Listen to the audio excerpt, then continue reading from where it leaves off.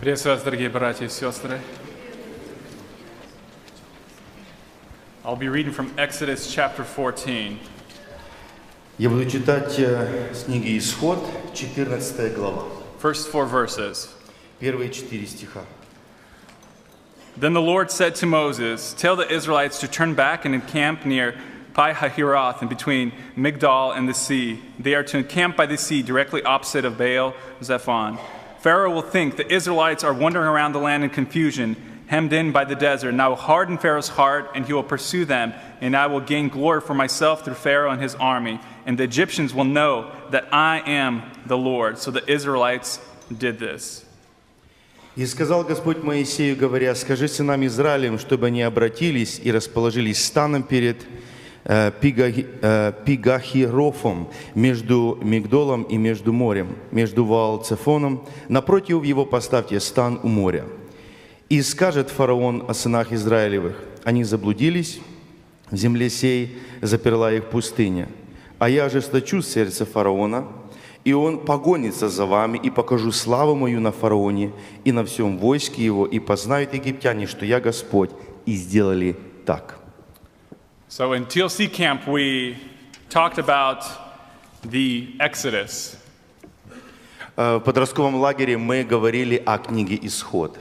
And as we all have learned in Sunday school and on our own, that it was a great mission. Как мы все с вами знаем из воскресной школы, что именно в этой книге говорится об очень великой миссии. And this mission was to exit out of Egypt. И миссия заключалась в том, чтобы выйти из Египта. And we know that the effort required to just get them out of Egypt was great. И мы знаем, что старания и все силы, которые нужно было приложить, чтобы выйти, были огромными. There was a lot of uncertainty. Было много непонятного, There was a lot of doubt. много сомнения, There was a lot of fear. много страха. And just when they came out of Egypt, И как только они вышли из Египта, we read here in the first verse, it says, "Then the Lord said to Moses, tell the Israelites to turn back." и как только они вышли из Египта, Бог говорит Моисею вернуться назад. To turn back. Вернуться назад. Can you imagine what's going through their minds? That they just exited out of Egypt, and now God's telling them, turn around, go back. I want you to go an alternative route.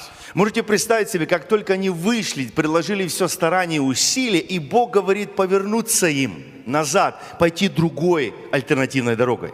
But in this case, it says, so the Israelites did this. They followed his command. Но в этом случае израильтяне послушали Бога. But we know that the path that God leads them to is right next to the sea. И мы знаем, что ту дорогу, которую Бог выбрал для них, она шла прямо к морю. With mountainsides on both sides, Когда горы были по обеим сторонам, the sea in front of them, и море как раз было перед ними. and the Egyptians pursuing them from the back, И в это же самое время египтяне их преследовали, completely trapped. полностью в ловушке. You know, I asked the teens this question. I want to ask you guys the same question as well. Я спрашивал мою группу вопрос, и хочу вас спросить тот же самый вопрос. Have you ever had moments in your life where you feel completely cornered, completely trapped? Чувствовали ли себя вы в жизни, переживали ли вы момент, когда вы были в полной ловушке? In a situation that seems hopeless, В ситуации, которая была безнадежна? in a situation that required you to wait, В ситуации, когда от вас, от меня требовалось ожидание? a situation that maybe seemed impossible.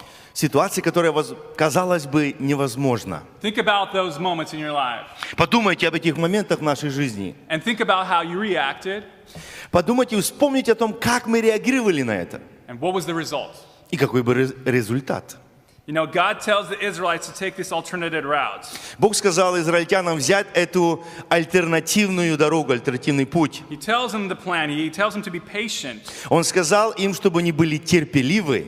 And we know that God proceeds to harden Pharaoh's heart, И мы знаем, что Бог ожесточил сердце фараона. and Pharaoh goes after them.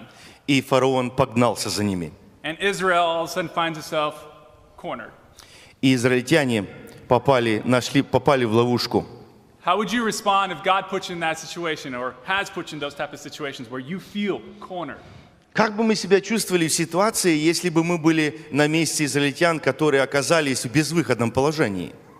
Well, many times or sometimes we react kind of like the Israelites. We say, why me? Why us? И очень часто мы реагируем точно так же, как реагировали израильтяне, задавая вопрос, почему я?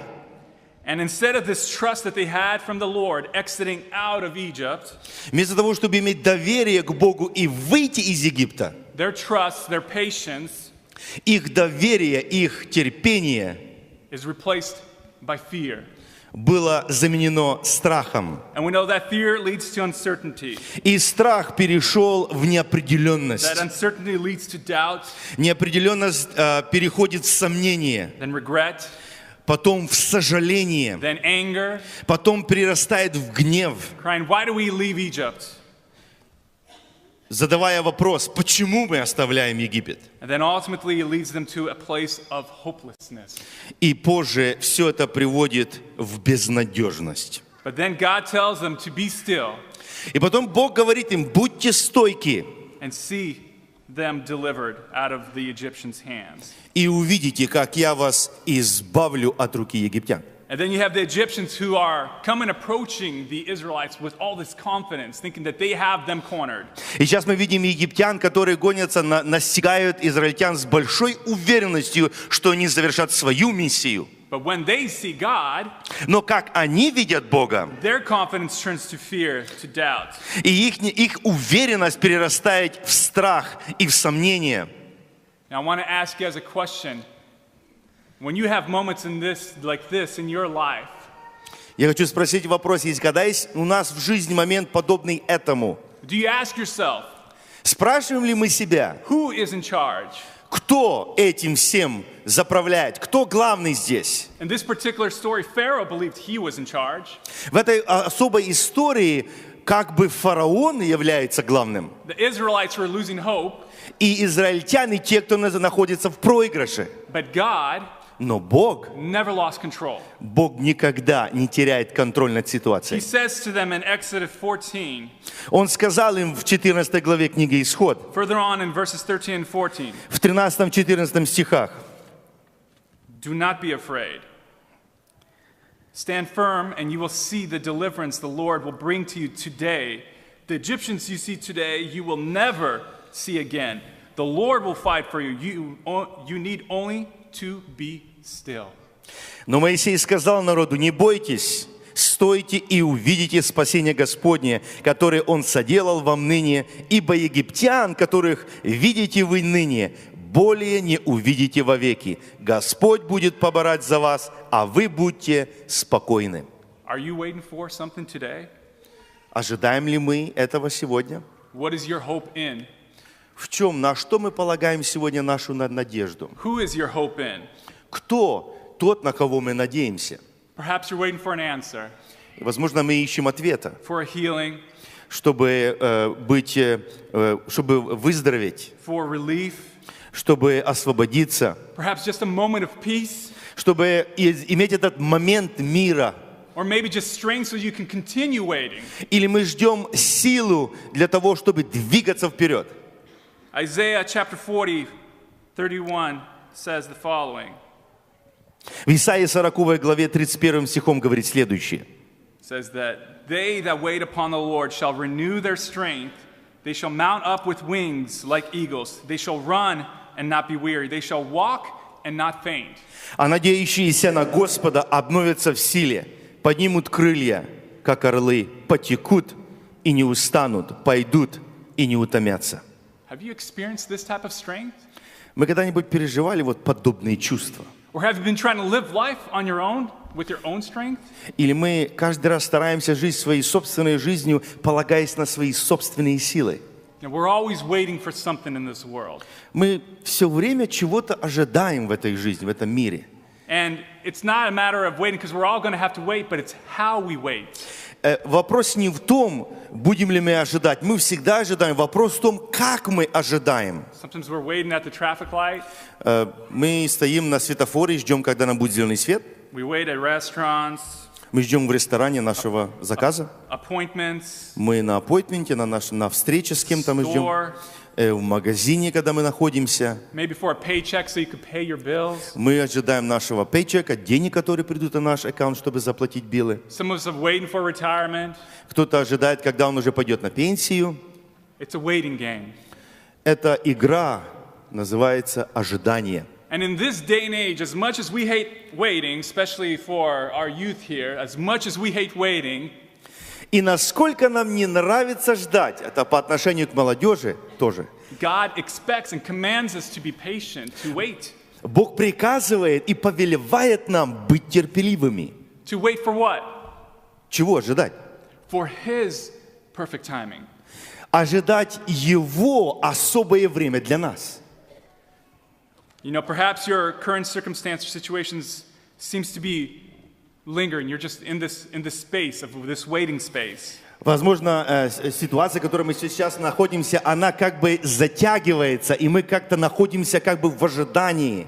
And I know there are people here today Я знаю, что есть многие люди сегодня, who have maybe been waiting for something for months. которые чего-то ожидают уже месяцы. Maybe some of you have been waiting for something for years. И, может, есть что-то в вашей жизни, чего вы уже ожидаете целые годы. And you've become weak in your waiting.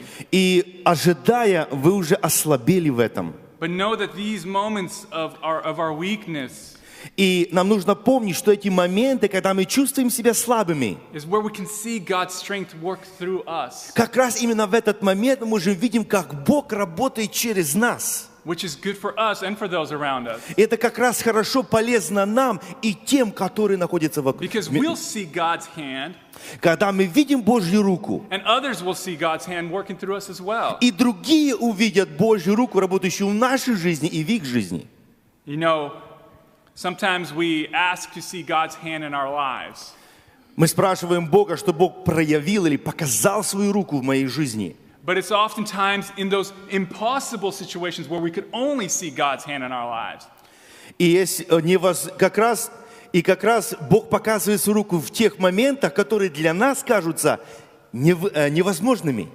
But knowing that God can do the impossible Зная, что Бог делает невозможное, should give us confidence in that His plans will succeed. должно дать нам уверенность в том, что планы, которые мы имеем, они совершатся. No matter how bad or strange the plan may seem. Неважно, как выглядит план или задача. You know, when the Israelites came and approached the walls of Jericho, Вы помните, когда израильтяне подошли к городу Иерихону? God gave them a plan. Бог дал им план. And it was a very strange plan. Был очень странный план. He said, walk around Ходите вокруг and then scream. и кричите.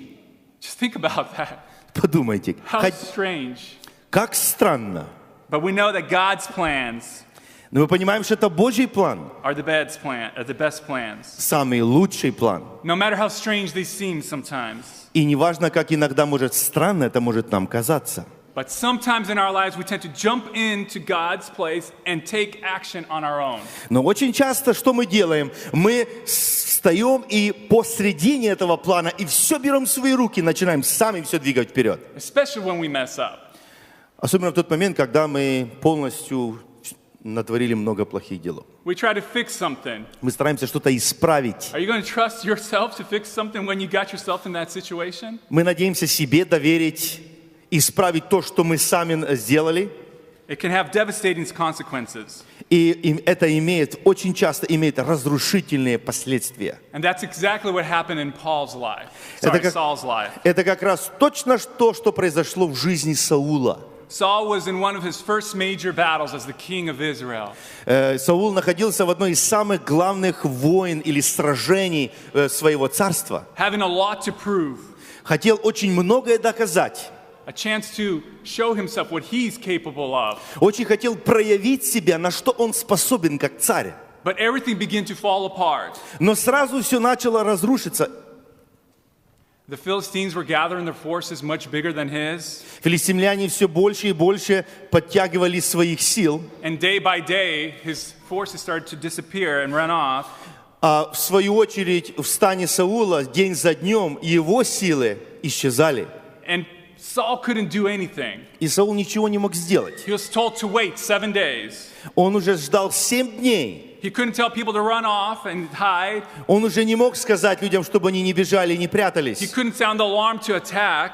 Он уже не мог ни двигаться, ни сражаться. All he could do was wait. Все, что он мог делать в данной ситуации, это ждать. Because Samuel told him to wait until he came, Потому что Самуил ему сказал: жди, пока я не приду. so that he may offer the sacrifices needed to get further instructions. И тогда, когда он придет, принесет Богу жертву, и Бог тогда даст следующие действия, что нужно им будет делать. Can you imagine how Saul felt?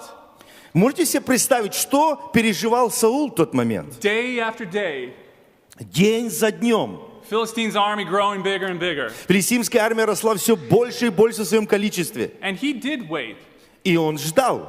to the 7th day. Ждал до 7-го дня. And so what did he do? И что он сделал? He took matters into his own hands, Он взял все в свои руки, and he made the sacrifices himself. и он принес жертву лично.